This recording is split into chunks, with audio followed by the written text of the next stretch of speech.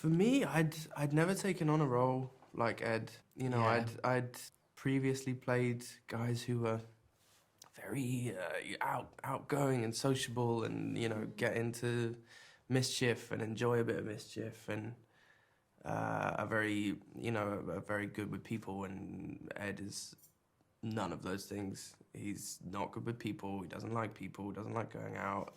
He hates any sense of mischief, or he breaks some rules. Don't get me wrong, but it was just, for me, it was a new territory, and I was very interested in exploring that. Mm. You know, it's so interesting because someone else brought that up about, for me personally, like being very careful about what I choose to do, but specifically as it pertains to queer representation in TV and film, I'm the most critical about because I don't want to perpetuate any stereotypes. So being non-binary, a lot of people would look at me and be like, "Oh, but you're femme presenting." Like, you for a non-binary character, you'll have to have a shaved head or colored hair or a bunch of piercings or tattoos or have to act a certain type of way.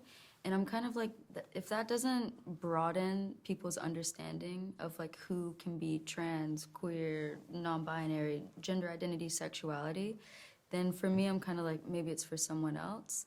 But as far as the queer representation in this series, I love how Leo's character is represented because it's not something that's very obvious. It's just like a byproduct of who he naturally is and doesn't need to be discussed, but rather it's more of a question about who he's decided to open his life to, which I really respected and I thought was something that I wanted to be a part of when looking at the broad scope of the series. And then, more personally for me, I'm like, okay, they're stunts. So I definitely want to do the show.